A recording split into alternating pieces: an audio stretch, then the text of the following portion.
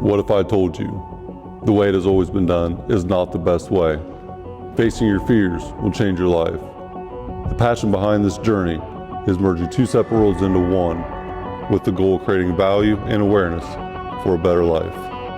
I'd rather be sidelined trying to achieve greatness than watch greatness achieved and it only set on the sideline. Now introducing your host, Jacob Emery. This episode is brought to you by R&R Pipeline, an infrastructure company. Our purpose? Enhancing America's infrastructure with a safety-driven, integrity-led culture that provides an environment for team members to grow and thrive. Welcome to another edition of the Iron and Infrastructure Podcast. Today's guest is an extremely special human, and before I introduce him fully, I got a little quote here to read. The ironic tragedy of life is that it must be lived forward, with every decision we make being in the present that ultimately shapes a future we can't fully see. Yet life itself only makes sense in reverse, and when we look back and are able to connect the dots.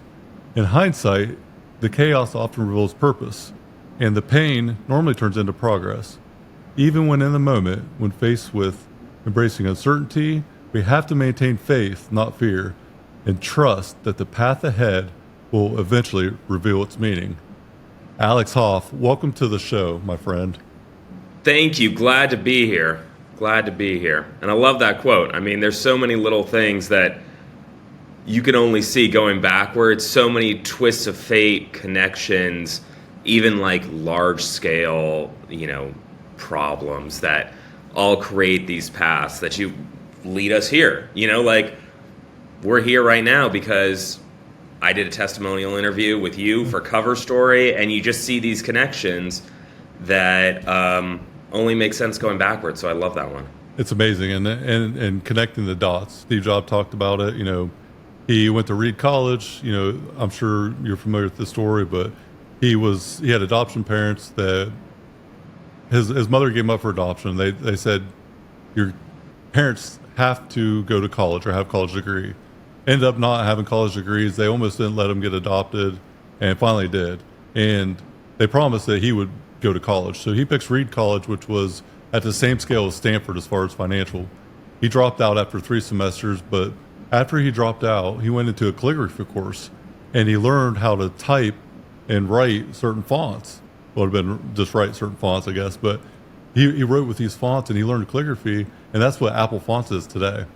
And connecting the dots is what he talks about. He changed the world because of dropping out of college and going to this one class that they didn't have a seat for him, and he was sleeping on the floor of his buddy's dorm room. But he changed the world because of that. And looking in reverse, he was able to connect the dots. And quite literally, computers will never be the same because of that one thing. And that's wild that it's out of a font class too. It wasn't a business class. It wasn't a computer engineering class. It was this simple thing. But you could probably see, hey, fonts are what, like, I'm a big font nerd, which is the most embarrassing thing to say in the first 3 minutes of a podcast. But I love it. Let's go. But that affects everything that you read. That affects every ad that you watch. That affects how much you want to look at your phone, all of these different parts. And so you could see how that lens, and that's something that I always talk about too, is the lens and the perspective that you see something through. So when he's going through all those Apple ads 20 years later that are super famous, that think different or whatever, he's probably pulling from stuff that was in this one random font, calligraphy class. Probably, yeah. And then his famous closing quote to that was, had he not dropped out of school and done that, Apple Fonts would have never became what it is, and neither would Microsoft, because Microsoft just copied Apple. And so he always has that tagline to end it, and it's absolutely hilarious. So he did that at a commencement speech, and I think it was at Stanford, and he was doing a commencement speech and talked about, there's 3 different stories that he had, and that was one of them. And amazing, dude. Storytelling 101, check it out, I'm telling you. So let's dive into storytelling, dude. Tell me your story. I'm sitting here reading through your bio. Holy shit, Batman. I'm all over the place. It's wild. Hit me with it, Alex. So I grew up not far away from Steve Jobs in Cupertino. I grew up in the Bay Area, and, it's an interesting, my mom did cancer research. My dad started a television production company out of our basement. And when I mean like out of our basement, he used to do recreations of like World War II escapes in our backyard. Like he once dug a trench in our backyard when I was like 7. It was the greatest backyard that you could ever imagine. And so, you know, it was an interesting upbringing. And so I ended up going to GW in Washington, D.C. to study politics. I did that for a couple years. I did fundraising, so just asking people for millions of dollars, just cold, which is a skill set, a lot of cold calling, which, you know, at the time my dad said, just follow the money. He said that was always a good skill to have. Nobody ever said no to more money. And then I did some advertising, political advertising, but I got burnt out on it. And I got roped back into the family business. So I love cars. I've always loved them. And my dad was working on a show about cars. He knew nothing about it. And so he said, hey, why don't you become, you know, an associate producer, which is like slightly above carrying lights, but, you know, you don't really have a ton of input on it. And it was just, you know, my summer job had been like logging tapes and hauling lights. Like I was cheap, unpaid labor during the summer times growing up. And so this was my first taste of actually, you know, being a part of the creative process. And I ended up loving it. I got pulled into the development team, which is, if you split up television production into two sides, there's the creation of the shows. So you're coming up with the ideas, you're selling them, you're convincing a network to buy them, and then there's the people who actually make them. So I got pulled into the sales side, which again kind of makes sense because I had done fundraising and I'd done this advertising stuff. So, but it only kind of makes sense after the fact. And I did that for 11 years, 12 years.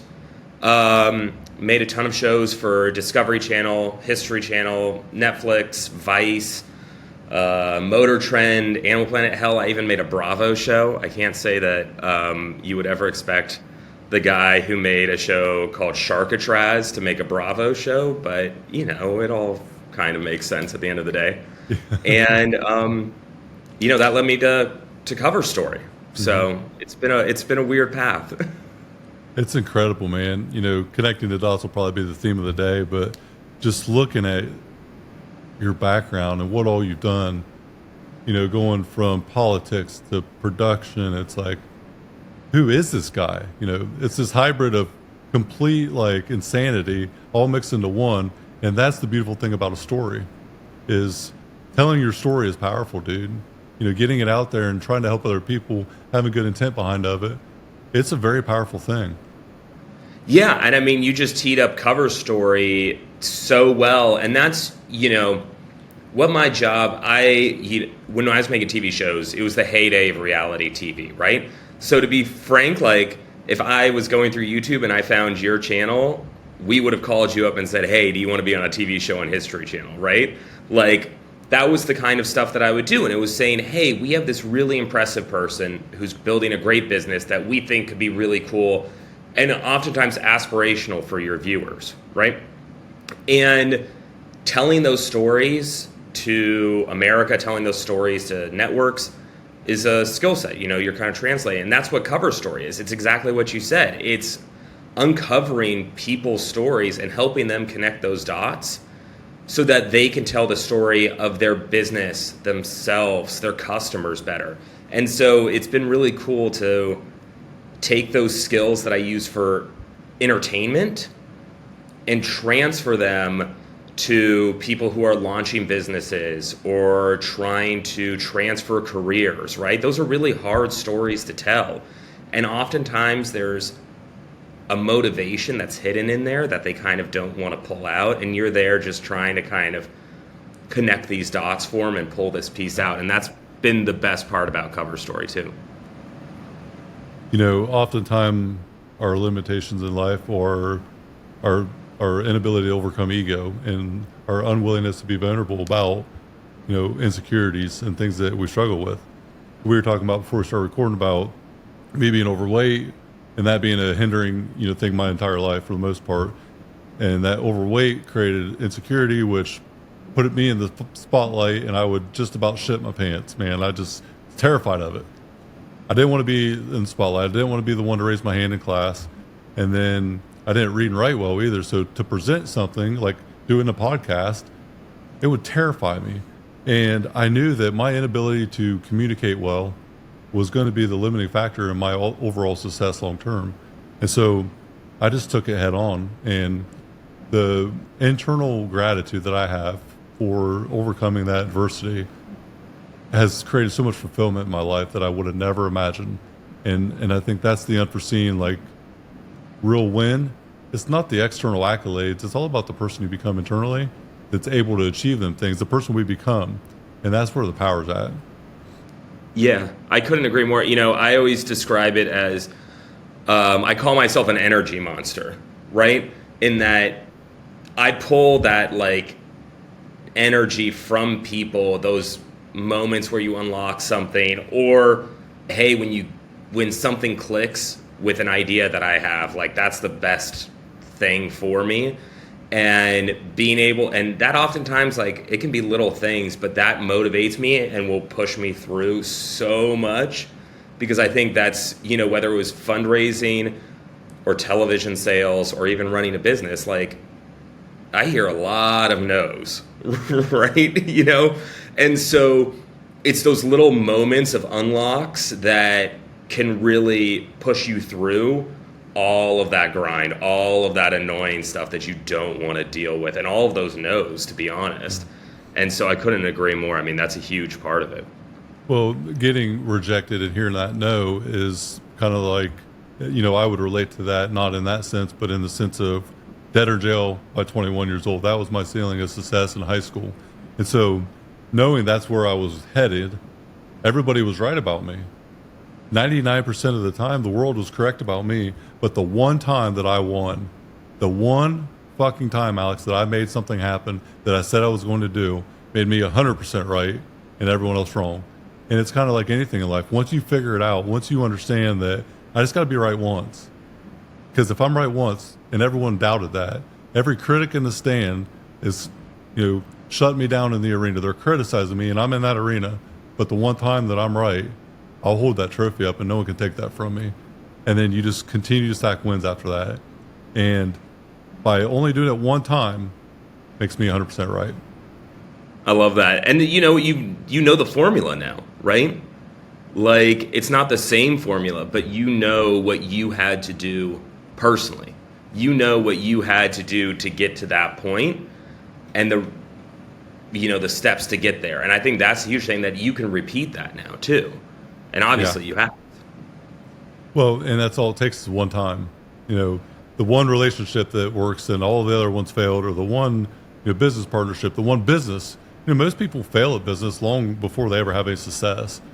There's a lot of business, adventures that are taken on that fail.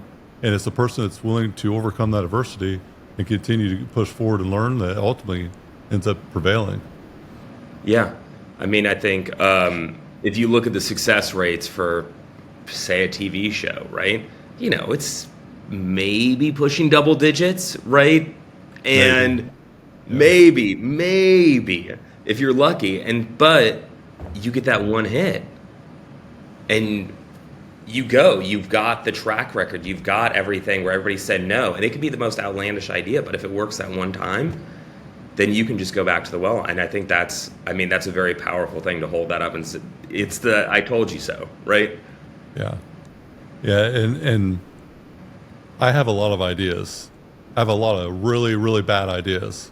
But I always say, don't judge me for all my bad ideas, judge me for the good ones. Because the good ones may change the world. May not, but it could really change the landscape of everything that's being done. But I have way more bad ones. That's just part of it. But the good ones are going to be great eventually. And if you have someone or a team of people that have that conviction about that great idea, that's how the world gets changed to some extent. Yeah. I mean, look at Steve Jobs, right? He came up with it had a really terrible name, but it was basically a precursor to the iPhone. It came out in the 1990s. It was like a weird Palm Pilot thing, and it like almost the BlackBerry, right? Yeah, it was like a BlackBerry before the BlackBerry, and it was humongous, and it almost tanked him, right? But it was all the learnings from that made him so militant and so diehard when he was creating the iPhone. And so I think, you're always, that's what I always took away was that, hey, this is a no, it sucks, but it informed every other thing that I did. And I think that's the most important thing, whether it's life, personal relationships, or business, but all of those no's, you're kind of filling out the dead space so that you get the yes in the middle. That's a huge part for me. I don't know if you've ever correlated this or not, but your business is very powerful and unique in a way that you get to provide an opportunity for people to showcase proof that they are who they say they are. So many people are unwilling to tell their story and they don't have it out there. So your brand is what people can see. And I never thought much of a personal brand until I really understood what's possible because of it. And so I started thinking about if I'm going to hire someone or I'm going to find out information about someone, me and you both, Alex, are probably going to get on Facebook and type their name in first. And if you get on Facebook and you don't see anything about them, it's almost like eerie today. Like, that's kind of weird. This guy don't have a Facebook. So what's he got to hide? That's where society goes. And I didn't understand the brand thing, but once I started figuring out that documentation of your life shows people who you are. And you can tell people who you are, but if you can show them, everybody can see that. So before you meet people, you already have it kind of figured out. And I kind of had a paradigm shattering, statement in the last 6 months or so. It's not who I know, it's who knows me. So when I walk into a room, it's not, do I know who is in that room? Does the room know who I am? Because if they don't know me, then I'm not anybody.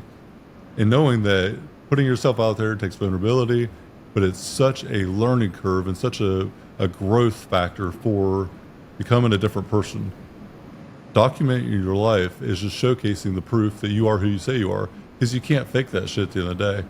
The ones that are trying to be unauthentic and somebody else, it doesn't work out. It's always exposed. But you have this amazing business focused on providing proof that people are who they say they are. You're a storyteller for successful people. And that's why this show exists. My grandpa, 85 years old, he was such a staple in the community for so many years. And he had an entrepreneurship journey, but he never really got a story out. He was 85 years old, but he was a pillar in the church and in his community, and still is to this day. For 60 years, he's been helping other people. And I heard a quote, you die twice. The first time is when you're buried in the ground. The second time is the last time somebody says your name. And I thought, I got to get a story out and tell it. And that's what sparked the passion behind the show. I love that. And you know what? You should come write our pitch documents, because you actually, one of our very early taglines for Cover Story was something to the effect of exactly what you said. It's not who you know, it's who knows you. And it was something very close to that. And I think that was kind of the original genesis of Cover Story, was all of these things that, hey, if you don't have that social media footprint, if you're just putting out a website that looks like everything else, if you're held to a resume that says, hey, I've only done this and I want to do a new career, if you're held to, like you said, a bank statement, right? If you're held to a bank statement that doesn't show all the overtime that you put in, all the planning that you put in, right?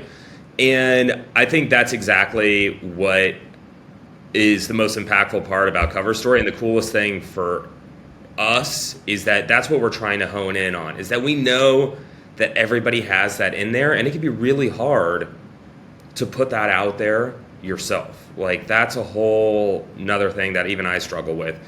But being able to help people pull that out and connect those dots and say that and then deliver it, I think that's really the most important thing that we do, is that we deliver it to them with a nice, tidy bow that says, hey, here's your story. Here's the story that we heard and we understood and we think everybody will understand. And it's a different perception, right? You have your own story that could have all the faults and things that you're stressed out about. But when you hear it from somebody else and somebody else approaches your story, they're going, oh shit, that's amazing. Oh fuck, Yes. Yep. Why aren't you sharing that? And so I think that's exactly what Cover Story does. It's taking that story and putting a bow on it and handing it back to you and say, hey, now go put this out there. And I think that was a learning lesson for me before this all started. I did not value my story itself enough to put it out there. Not because I didn't think it was good or I didn't think it was true or anything. I didn't think it had value. But when other people told it back to me, they were like, dude, you're a fucking idiot. Like, get it out there, because you've impacted so many people by just accidentally saying things. What if you got intentional about it?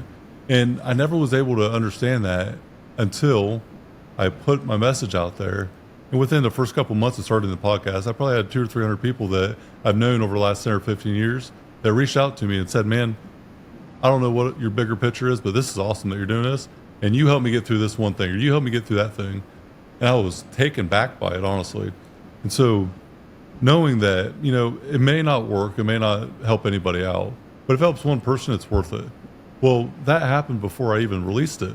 And now it's helping, a multitude of people. So if it has value, let the marketplace, determine that. But reality check is I've had a lot of people say that it's helped them. So I would say it has value. And sometimes we get in our own head about what value is and what good enough is. Good enough is nothing more than a reality check.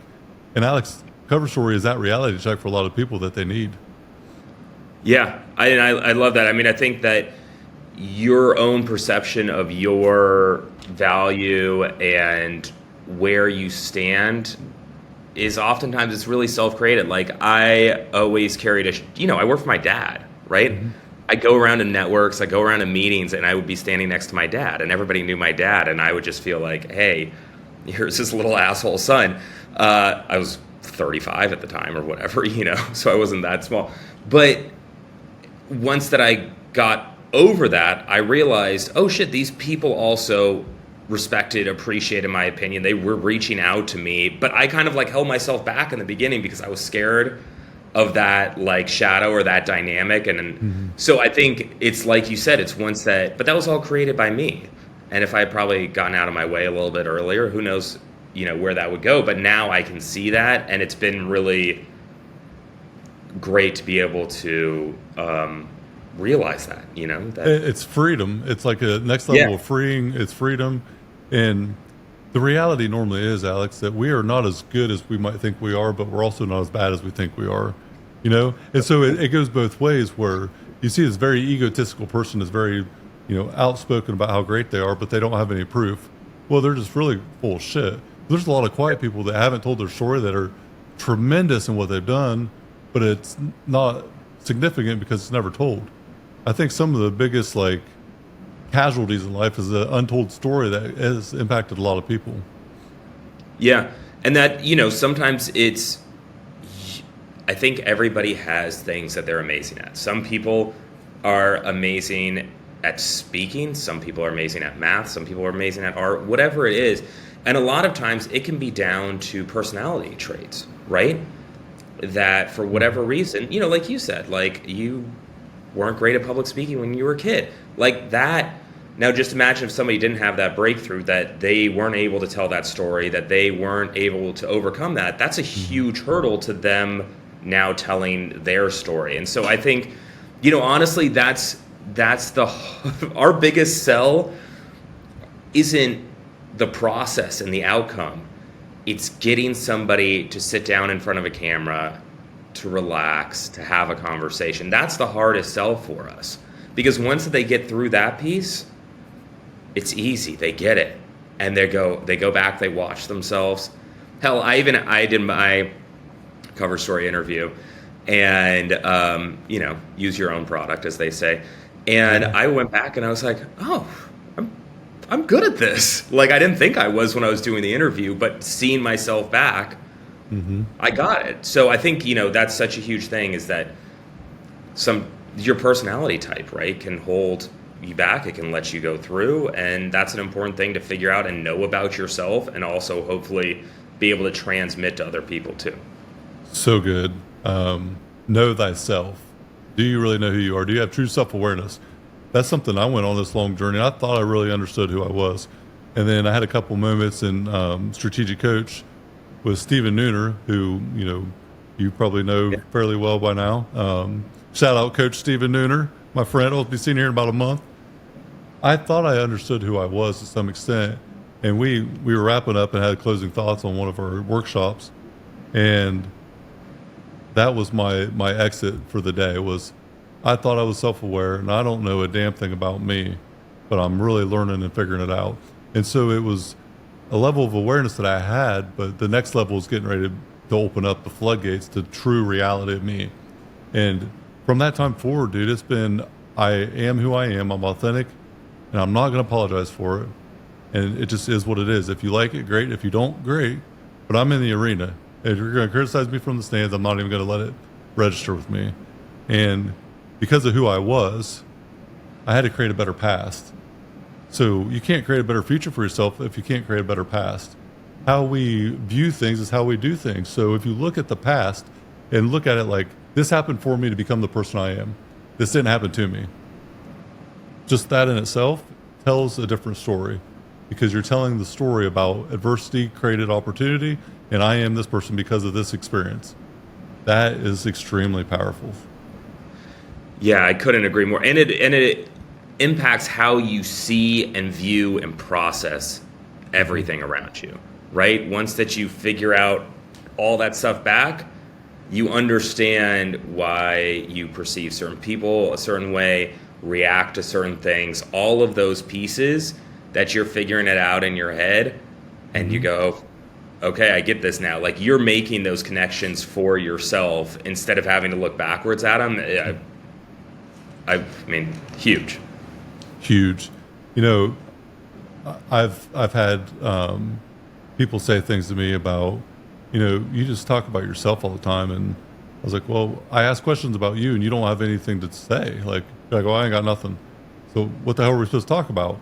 But you think about it, like, if you can't be a fan of yourself, then are you really going to be proud of anything you've done to this point? Like, you know, saying that you're full of yourself to some extent. Well, what's your intent behind of it, first of all? But you should be proud of yourself. You should tell your story, because if you want to leave a legacy or do something that has purpose and fulfillment involved, it's got to be about you. And I think being selfish enough to know that no one else in the world is going to get the best version of me if I don't put me first. But I'm putting me first so I can serve other people the best that I am possible. You know, the best capacity is there, best intent, the energy, effort, everything's there at the highest if I put me first. So it's not, you know, if you help me, I'll help you. It's, I will help me for you if you help you for me. And looking at it differently about taking care of yourself first. On an airplane, they say put an oxygen mask on you first before you pass it to somebody else, because you can't help anyone if you're dead. So you got to take care of yourself. Yeah, I still remember when I was a kid trying to figure that one out, and then realizing it was like, oh, okay. But I mean, and I know this about myself, that if I'm not, if I will react badly to things if I'm not like calm and figured out and have processed and figured all of that out. And so I'm right there with you that, you know, like, I'll have a shitty reaction to something that isn't that big of a deal just because I haven't figured out what's bugging me that day or what the problem is that I need to sort out. And so I think you're right. And I think people, you know, in general have a hard time talking about themselves because there's this fine line that we've created kind of socially, right? Where you can't go out and say, hey, I just crushed this job, or, you know, I figured this thing out. Like, it's hard to drop that in a group chat and be like, oh, you know, with your buddies to drop this stuff. But yeah. I think when you can and when you do, it's great because it lets other people do it too. Because then I think in a weird way, like, it's also giving other people permission to talk about themselves more, which can be hard for them to do if somebody doesn't, you know, bite and, you know, say it first. Well, if you're putting in a win of your own in a group chat and you're not getting praise from the cheerleaders that are on that group chat, you're probably in the wrong group chat. You probably should change your environment, because anybody that's going to put you down for having an accomplishment ultimately isn't ever going to lift you up. They're just going to be a barrier to what you want to accomplish. And sometimes you just got to change that environment, and the people around you are the main, you know, the main force of that thing. I want everyone in my circle, like when I win, they're high fiving me. When they win, I'm high fiving them. They could out Yeah. exceed any win I ever had. They could 10x it. I'm going to be the biggest cheerleader there because I deserve what I have. They deserve what they have. And if they go earn this thing, hell fucking yeah. And I'm proud of them, and I mean it, because there's a fine line between confidence and ego for me, and I have my own little twist on it. But confidence, I am confident. I am confident because I am not going to tell you I can do something or not do something unless I have undeniable stack of proof that I am who I say I am and that I know this subject matter. Ego would be me telling you about it without actually accomplishing it. So that's how I look at it. That's the difference. I think ego is more about vocalizing what you want to be or what you aspire to be. You desire to be this person is ego. Confidence is you are this person because you earned it and you deserve it. You don't deserve anything you haven't earned. And Yeah. confidence to me is being just having proof that you understand the subject. I think that's a great analysis, and analogy is the better word, but that your confidence comes from experience, right? Your ego is about expectation. And I think that's such a great way to frame that. And that's what gets people mad when you say something that you can't do and you can't follow through on. That's when people get mad. Like nobody ever everybody's always happy when you're confident and you follow through on it. Yep. Right? And nobody ever says, hey, that guy's got a giant ego if the job's done, right? It's always because the gap between the expectation and the reality was so massive. That's where the ego is created. Well, and being led by ego, it's really being led by fear, because most ego-driven people are not willing to ask for help. So they're not willing to overcome that fear of failure or whatever it is. And so just like what you were saying, when someone says, yep, I can do this thing, and they absolutely know they cannot do it, that's ego.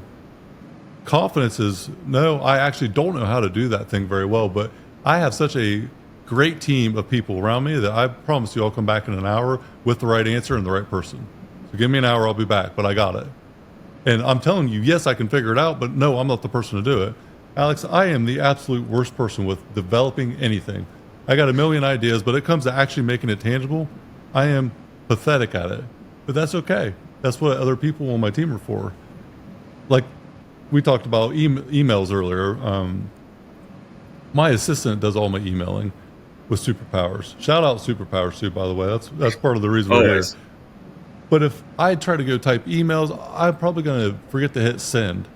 Like I know where I'm not good at, and I'm completely okay with it. And I'm confident in what I am good at, and I'm confident to delegate what I'm not, because the person that I'm delegating to is already superior at it, and they love it. So do what you're great and you love. Makes life a lot easier.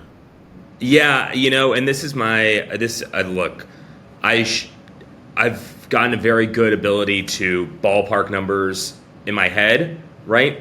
I can budget stuff in my head pretty, roughly close. If I get anywhere near an Excel sheet, it is the biggest. People are like, how did you even get this answer? What is this math? Like, just stay away. It's like a not so brilliant mind.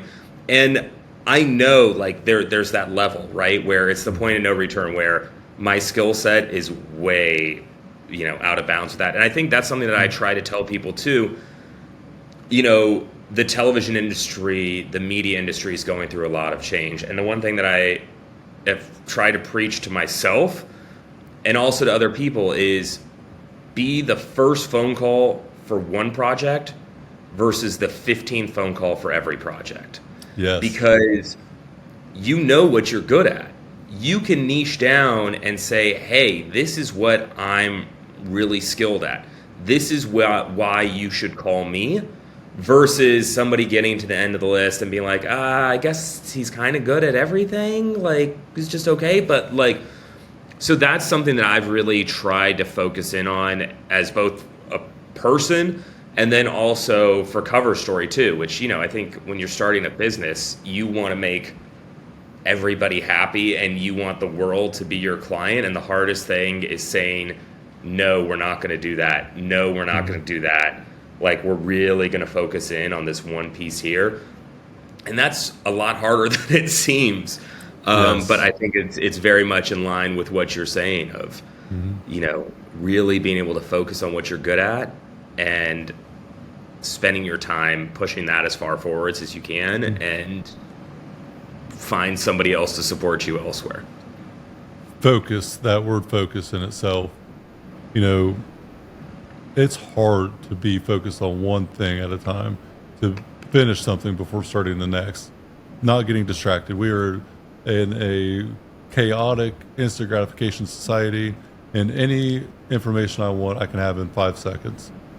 And that makes life exciting, and the ability to accelerate what we do is right at our fingertips. But the ability to also get sidetracked and go down pivot into a 2-hour spiral of being on social media too long or whatever it is a reality.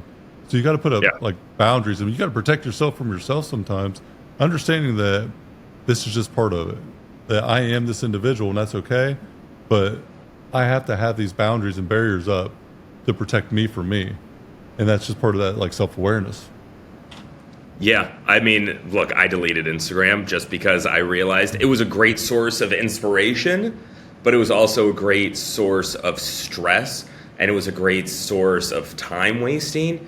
And now I still use it, but it's just only on the kind of inspiration side, and I've cut out the side that was dragging me down a bit. And so I think it's all of these tools, right? That they're all double-edged swords, that the quickness that you can get every piece of information is also distracting. It could all also be wrong.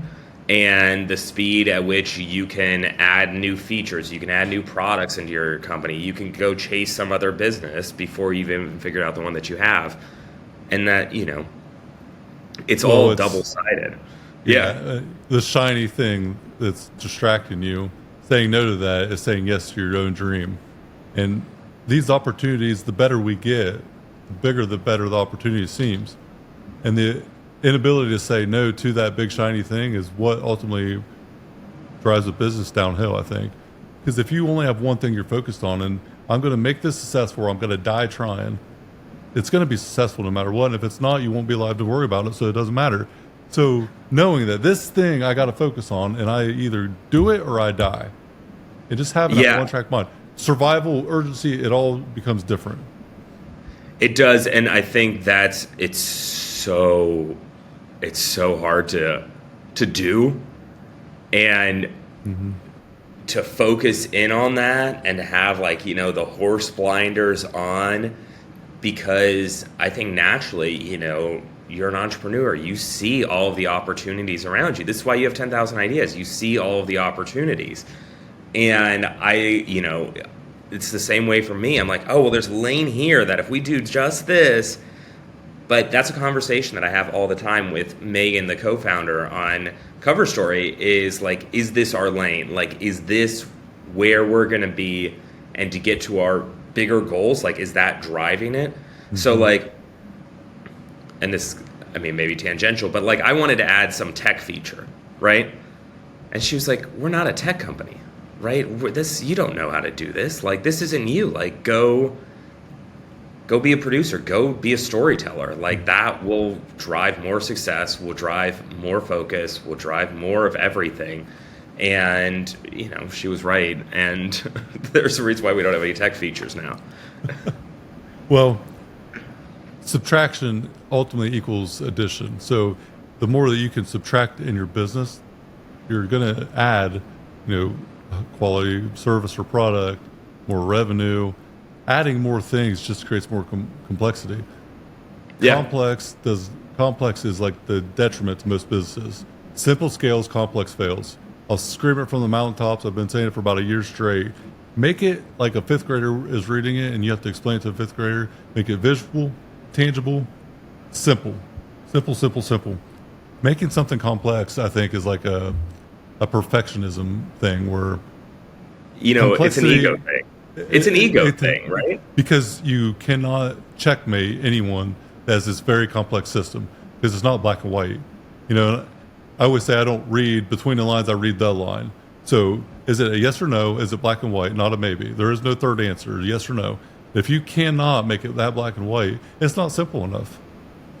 Yeah, and I think I get in trouble for that all the time, of making something so complex that you're layering all of these reasons onto it, when at the end of the day there's one core reason, and like you said, it's yes or no, and then you can figure out the complex stuff after that. But if it's a no, then it's a no. Like, there's no amount of extra complexities that's going to make that make sense. And there's a great I forget who said in the football podcast, but a lot of football teams, they talk about addition by subtraction, right? That you get rid of the shiny $50 million a year player who everybody says is a superstar, but maybe is not really where the team should be going, is not the right fit or whatever.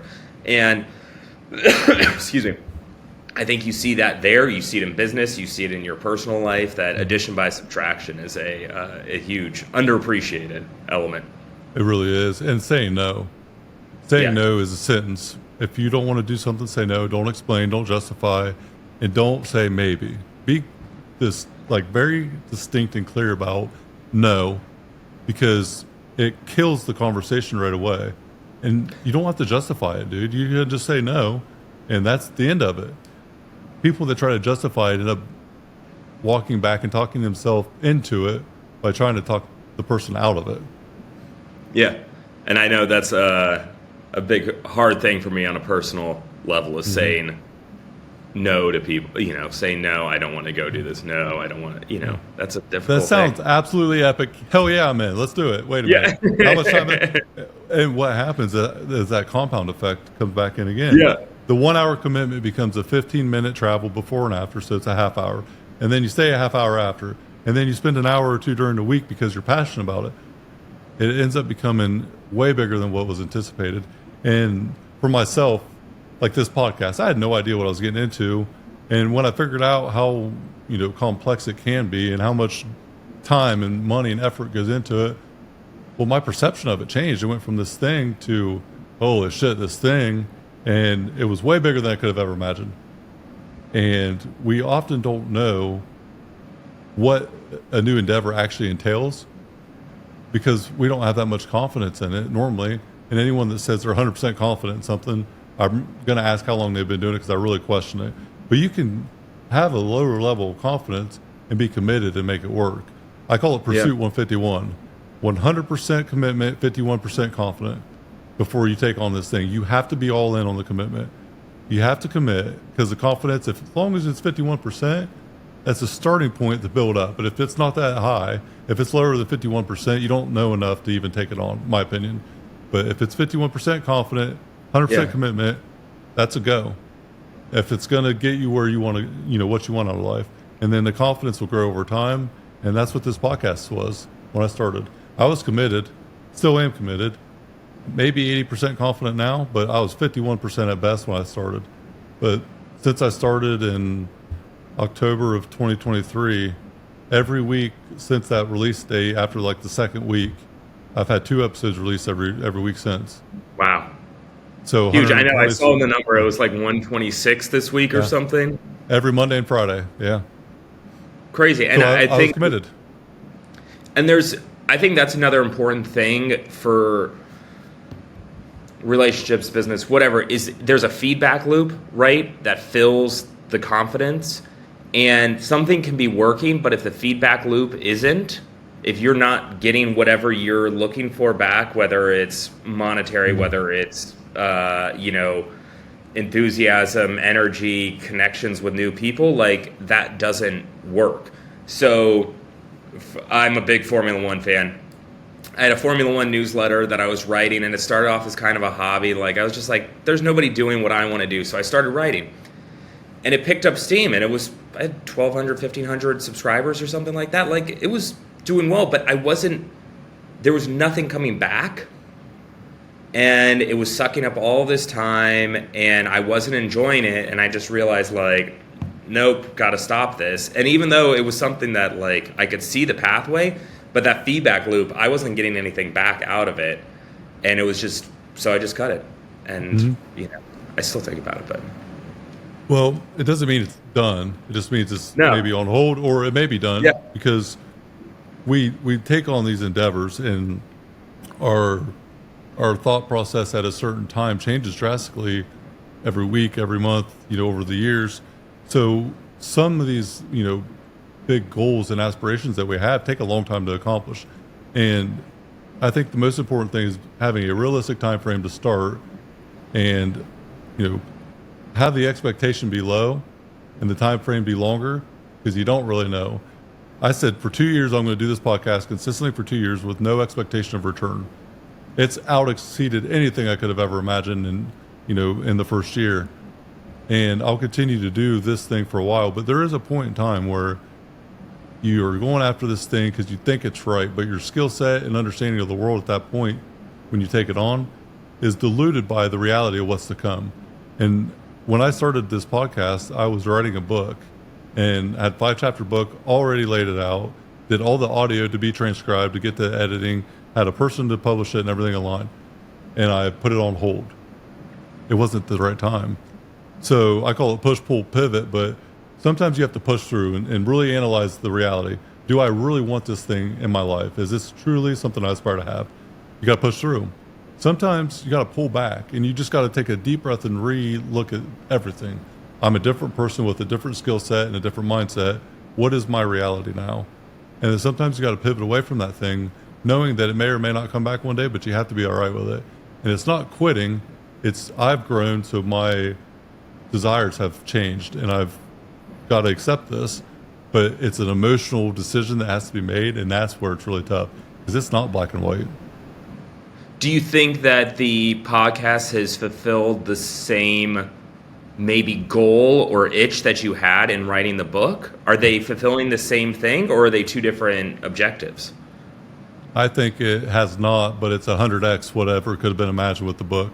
I think the book will be a byproduct of the podcast one day, and maybe in the next couple of years as I continue through. And then I even have a secondary book that I pretty much wrote already, just based around how the iron built my infrastructure. And it would be a very short read, but just maybe an ebook or something that's a giveaway, but something small, under 100 pages, that could inspire people to have a start. But I think that everything happens for a reason, right? Connect the dots back to the original theme. Yeah. This podcast has done more for me than that book ever could have dreamed of. But it doesn't mean that it's dead. It just means that it's in the parking lot right now. You got to restart that engine. One of these days. And then understand the time commitment. We only have time is our most valuable asset. And when you think about time, I think work-life balance is bullshit to me. I think it doesn't exist. If you're an entrepreneur, I don't think having balance in life is going to exist. But I think being intentional and where your attention at does. So intent and intentional. My intent is good. Right now, Alex, I'm all eyes on you. I'm focused on this. Nothing else matters. You have my attention. My intent is right here. When I'm at home with my family, when I'm doing this or doing that, I'm trying to be 100% present in the moment of what I'm doing. Nothing else matters. That is what I would consider balance. It's more about my intent while I'm doing something. The balance part of it is just navigating the time to certain things that matter the most.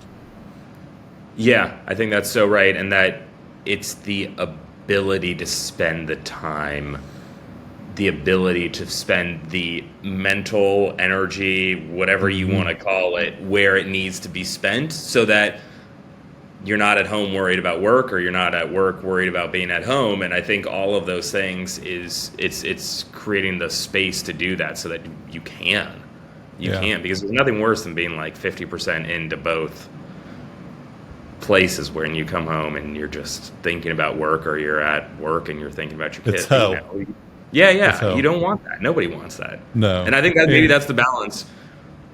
Yeah, I would say so. I just don't like looking at it as a balancing act, because I think it's more about focusing on what you're doing. Being present is a gift, and I think that's why they call gifts presents.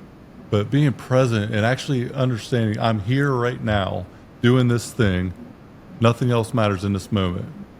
Because if it does, then this doesn't matter as much.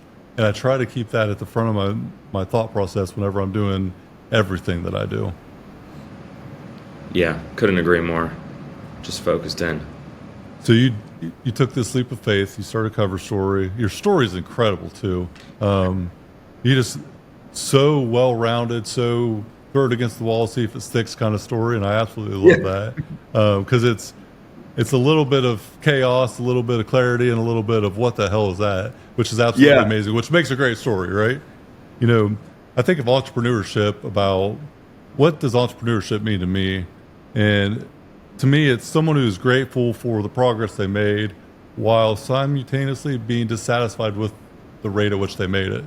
So being great with the progress, but man, it took too long. We should be doing it faster. That's the definition of entrepreneurship to me, because from my personal experience, that's what I've felt and seen, and that's been at the front of my mind so many times. But ultimately, going fast doesn't mean you're accelerating the pace of what you're doing in a good way. Slow is smooth, smooth is fast. Just go down patiently. Persistent patience, that's my life motto. I am persistent and relentless in the pursuit, patient with the outcome and the time frame of it. Because I've had a lot of outcomes that I've forced and they were not desired outcomes. So I got to be patient with the time at which it comes. You know, everything happens for that reason. And I've had so many outcomes that I wanted to have happen sooner, and it would have been detrimental to me if they would have. So I try to keep that like right at the front of my brain every time I am getting impatient. Yeah, I think everybody wants every business, every element of their entrepreneurship to be faster. You want it there sooner, quicker, better. And I think there's a lot of people that tell you if it doesn't work in the first like 12 minutes, 12 days or whatever, it's not real. Like the idea is not going to work. And that's obviously not true at all. And I think like it's that persistent focus when you know something works to keep going with it.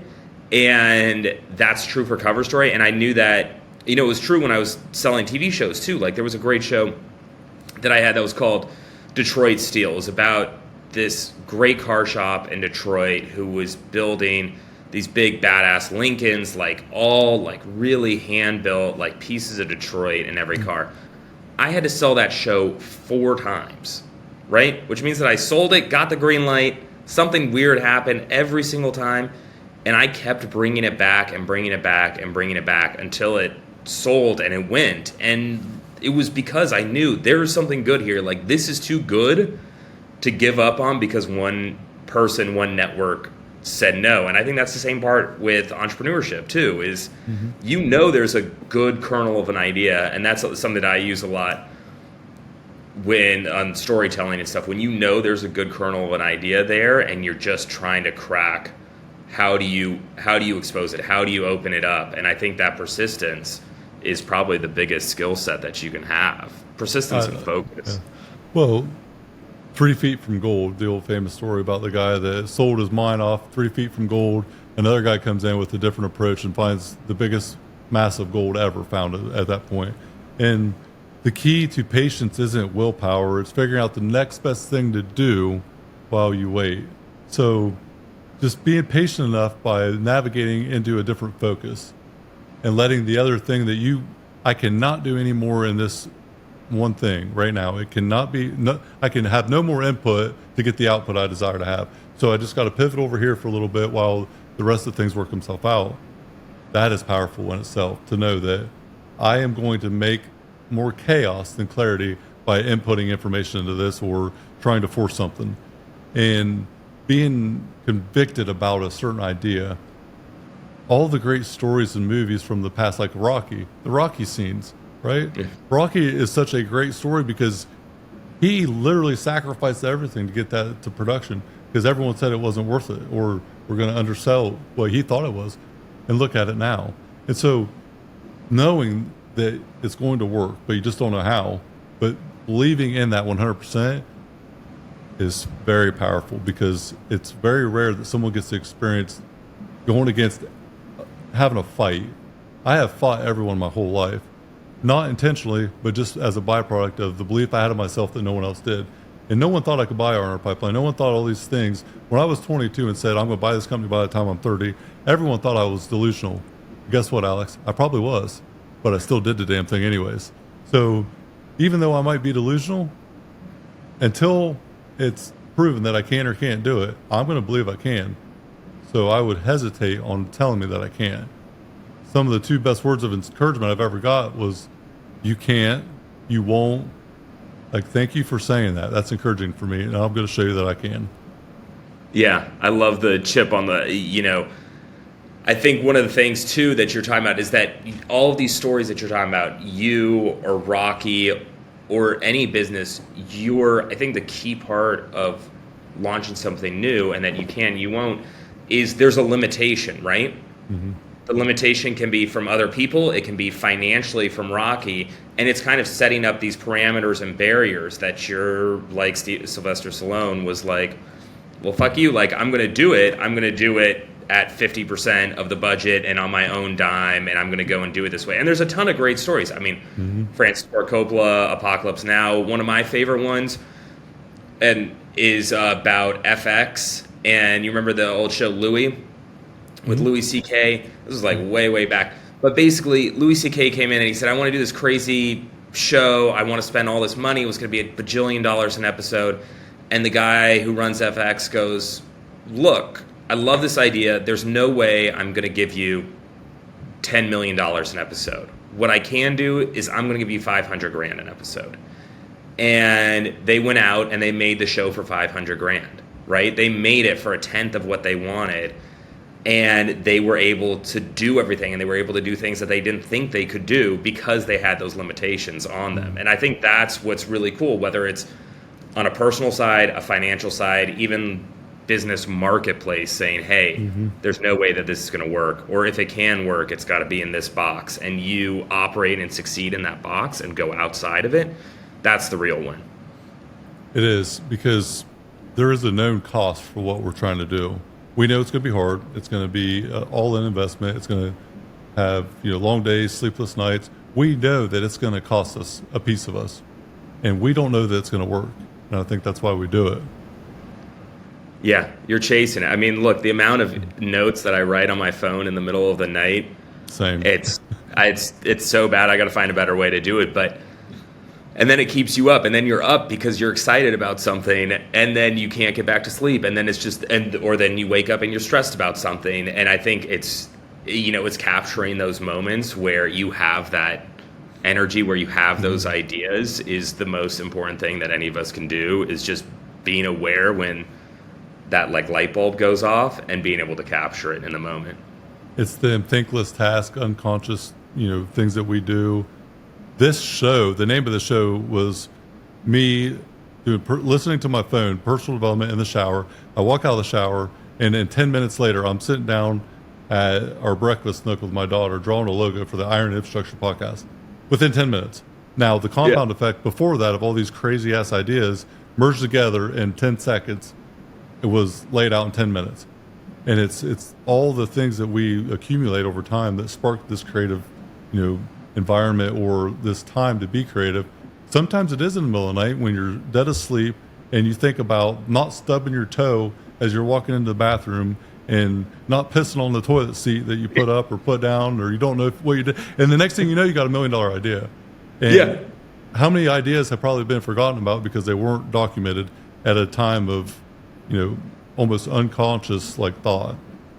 I think of shower thoughts, dude, like shower thoughts. Yeah, always. How many times do we're doing something that we've done 1 million times, and boom, we have this creative idea come to us. And it's that compound of information that we have collide at one moment. And then you're just trying to hold on to it. And I think look, I can always tell when I have a good idea is when I can write, I can write a pitch for a show. I can write, edit, whatever it is. If it comes out in one foul swoop, I know it's good. Yeah. And sometimes you're throwing stuff, you have to come back, you sit down, you come back, you sit down, but there's the moment where it all just shoots out, and then you're like, yep, this is the right one. There's no more thinking, there's no more figuring it out, because it's all there. If you can say something a few times and you don't have to sell yourself. Oftentimes we probably are trying to sell ourselves where, all right, I got to do this. Is this the thing? If you have to sell yourself on it, it's probably not, good enough or refined enough to be what you need it to be. But if you say it a couple times, you're like, damn, that's pretty smooth. I think we got something there. Then it's like a light bulb goes off because, you're a sales guy. You know better than most, but I'm not. Traditional sales to me is something foreign that I'm getting ready to get into, but haven't done. And I've never had to go sell this dream. Well, last week I did a state of company address to everyone on the team, and I'm selling them a 10-year vision that's big. And so that's a skill I've had to like develop and acquire, all from storytelling. It all goes back to that, because of me naming the experience and making it meaningful by naming it. I don't have to tell the story. I can name the experience and it tells itself. So I think just that's the foundation for a lot of this is document your journey. Tell people your story, and whether it has value or not, who gives a shit? But you're out there and you're doing it, and then your family and everyone else that you love and care about and that loves you has something to look back on and remember you by one day when you're gone. And that in itself is worth every hardship that I've had, and documenting it has been very powerful. Yeah, I love that. And it's a true skill that you have to be able to do that and acknowledge that and realize it and make it happen.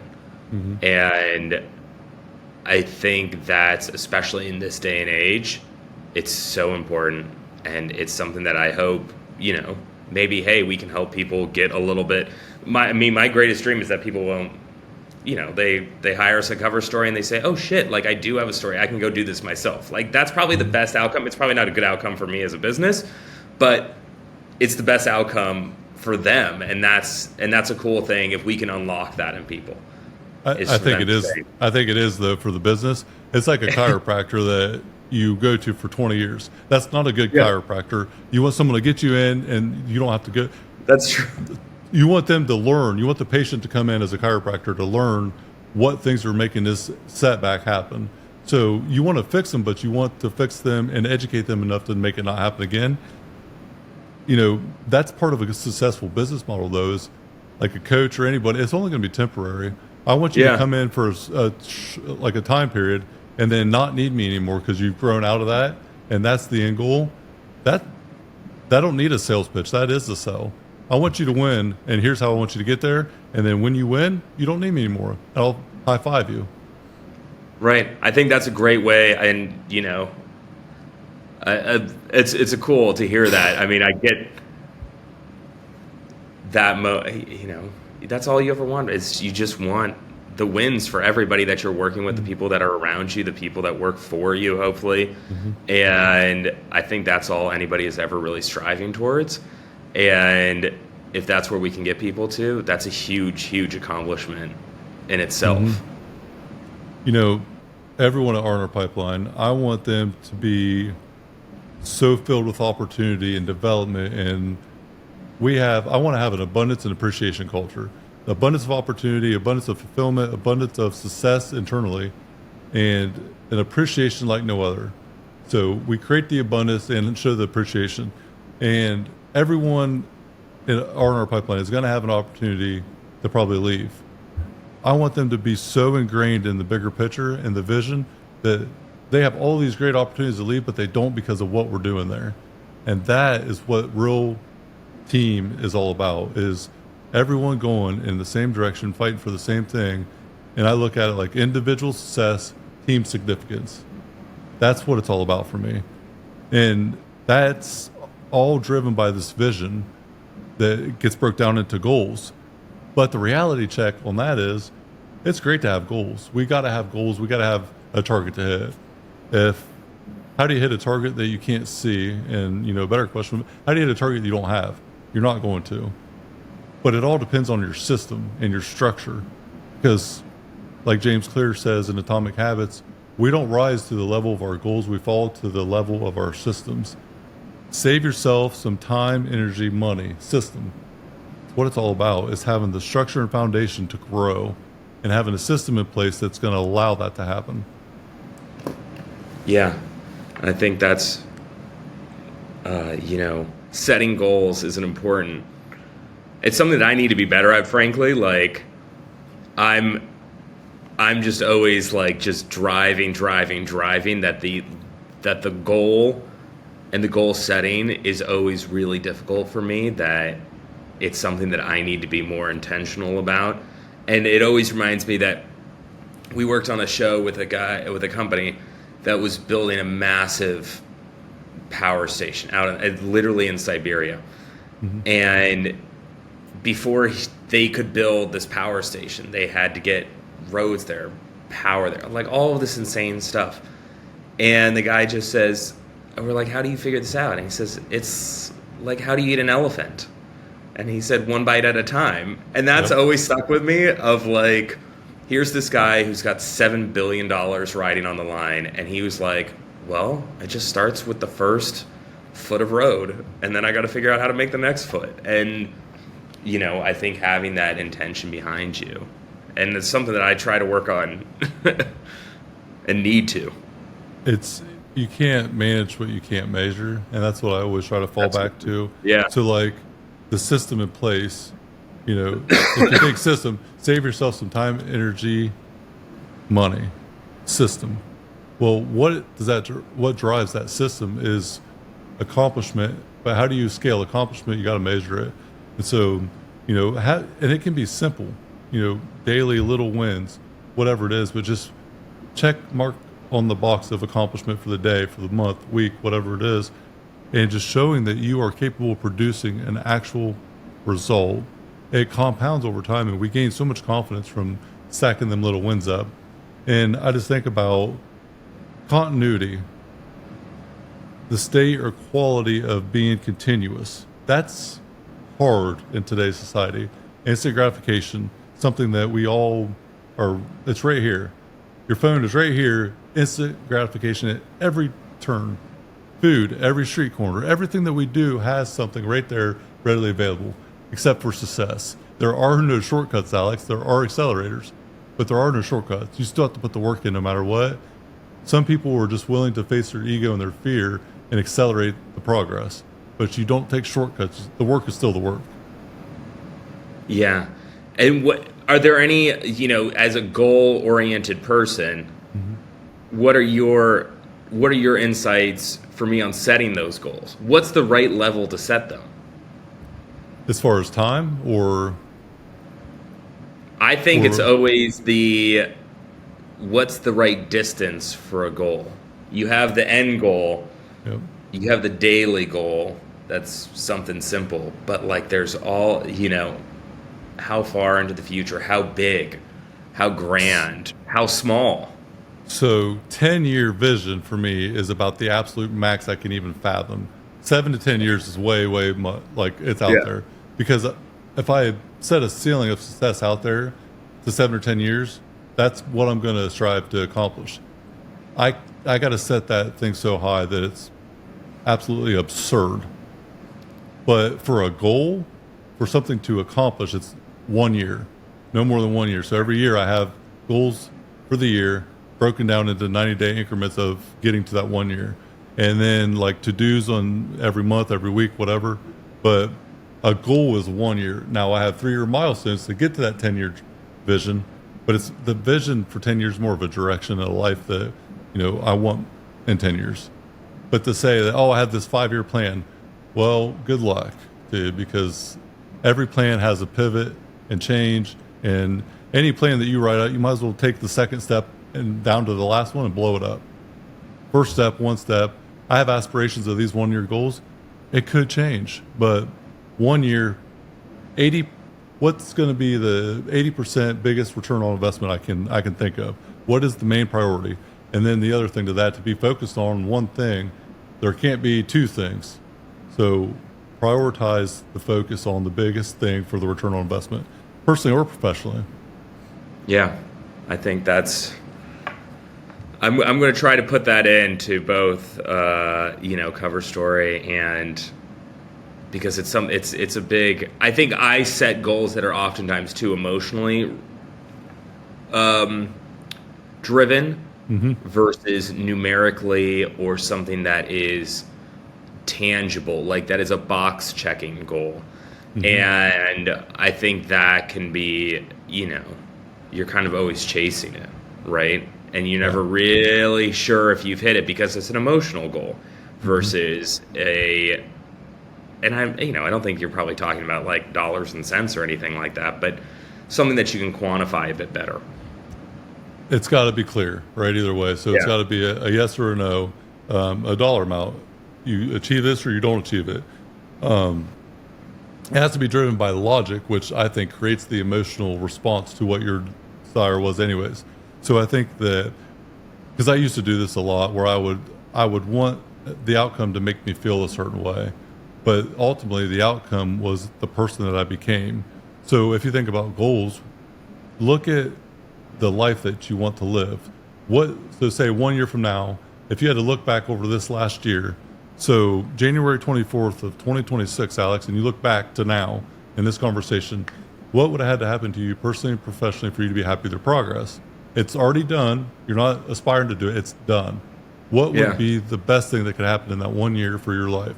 And you think about that and sit with it. It's hard to figure that out, but you look at it like it's done, and then you work backwards from that point into 90-day increments, and it just simplifies the end result that you look for.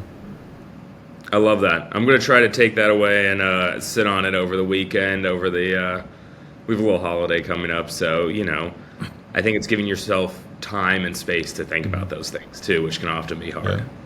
Clarity breaks, my friend. Clarity Yeah. breaks where you are intentional about being distant and disconnected.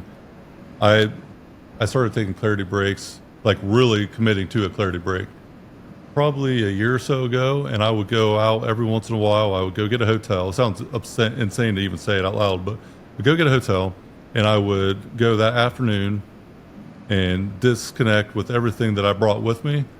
It's shut off by that night. The next day, I'm off the grid, and I have a list of things that I want to really figure out, to soul search and deep dive in certain things that's impossible to do it with any distraction. So just 6 to 8 hours, I'm gonna be off the grid, and that's gonna be what it is. And I want these problems to have solutions by the time I'm done. And then the next day, if I stay that night, like the next day, leave in the morning after I recap and reset my reality. But just being intentional about that is extremely powerful. And I have some documents I can send you if you want, where Yeah, it's kind of please. an outline of how to follow that protocol. Dude, it's incredible. Incredible. I'd love to see that. So you unplug everything. TV's pulled out of the wall, phones all gone. I'll put everything on do not disturb because I'm using Yeah. like access to the internet, whatever, for information. But I go in with a plan and an agenda. I need these desired outcomes at the end of this, and yeah, I disconnect from everything. And I'll take family emergency calls, whatever. I'll check 4 hour Yeah. block, 1 hour. You're not going into of work. a Buddhist temple in the woods or No, anything. No, you're not no. going silent for. No. I'm trying to eliminate every distraction that I can possibly eliminate for long periods of time, and being intentional about the present moment and the present outcome in that moment. Yeah, I think we could all learn a little bit from that. I think the best I can do is I put my phone underneath the seat cushion. That way I don't look at it while I'm trying to focus. I have to go to these extreme measures because of that exact thing. Like, I don't do all this because it's cute, fancy, and I'm some articulate, analytical, stoic. It's because I'm a dumpster fire with my attention span. So I got to take these extreme measures to make anything work. Yeah, I'm gonna try it. That's what I just throw it. It's just going underneath the couch cushion. Yeah. Alex, man, this has been an absolute honor. Dude, I would love to have Likewise. you back on again. My Please. show platform is yours anytime you want it. Your story is incredible. I want to open it up to you with any final thoughts. Plug cover story, plug whatever you want, but the floor is yours No. for some final thoughts. I mean, I think this has been huge. Like, I think at any time you can, as I said before, I'm an energy monster, right? So being stoic in the, getting unplugged is very difficult for me. But the thing that I love the most is conversations like this, because I learn so much more from somebody else than I will from sitting by myself. And I think that's been one of the coolest parts about Cover Story, right? Is that I get to talk to people like you and other businesses and other entrepreneurs who I wouldn't have zero chance to talk to. And I'm helping them tell their story, but at the same time, like, also feel like I'm taking a little piece of them with me. in figuring out how to tell my own and how to progress our business. And that's the coolest thing for me on a personal level, is to be able to say, like, oh, I took this, I'm going to use your 90-day plan and the 1-year plan from this conversation in the podcast. I would have never expected that. And, that's, I think, what we're all really just trying to do. And so that's what we do at Cover Story. We're out here. We believe that the most important people in your business are the people, right? Or the most important asset. Sorry, let me tell my own line. But the most important asset in your company is the people, right? And that's you, that's your employees, those are your customers. And they all have these stories that we know are valuable, but are really hard to tell. And those are the stories that excite us, and those are the stories that we want to help companies tell. And like you said, like, that's a huge unlock for me. It's amazing if we can help you tell your stories, and then you say, hey, we don't need Cover Story ever again because we figured this out. That's massive. And I think those are two really cool takeaways for me from this experience. And I'm honored to be here. It's been a blast, and I'm ready to come back anytime. Yeah, man. Anytime, you're welcome to the show. And it is a true art to tell a story, and you have done it at the absolute highest level, my friend. Cover Story, ladies and gentlemen, Alex Hoff. Check Cover Story out. It is amazing. Please. If you want to be put in the spotlight and unpack who you are, I'm telling you right now, Cover Story is the way to go. We had an absolute blast when we were shooting that interview, and the 50. And I'm just going to say this for you, Alex. You don't have to say it, and you might disagree even, but whenever you're going to get on Cover Story, check yourself with what's behind you and get your shit together. Let's go. Get some lights and a mic, and you don't have to look like this, but come on a little bit. Let's present yourself well. You're telling your story. Tell it from a good platform. Get some lighting and shit. Come on. Yeah, we got the, you should see my lighting set up on the other side here, the 4K cameras. But yeah, you know what? But at the end of the day, it's about this beautiful face. That's really the money maker here. So yeah, I love it, man. Yeah. Well, my face isn't beautiful, but the lighting and the camera angles and everything else make it look a little bit better. So yeah, you're looking good, man. Well, it can be a lot worse if the lighting wasn't right. Trust me, I have about 75 episodes that look like shit because of the obvious little things that I didn't know yet. So, Alex, this was an absolute honor, my friend. Look forward to having you on again. Everybody, check out Cover Story. This has been the Iron Infrastructure Podcast, and we're out. This episode is brought to you by Max Effort Muscle. For all your supplement needs, go to maxeffortmuscle.com.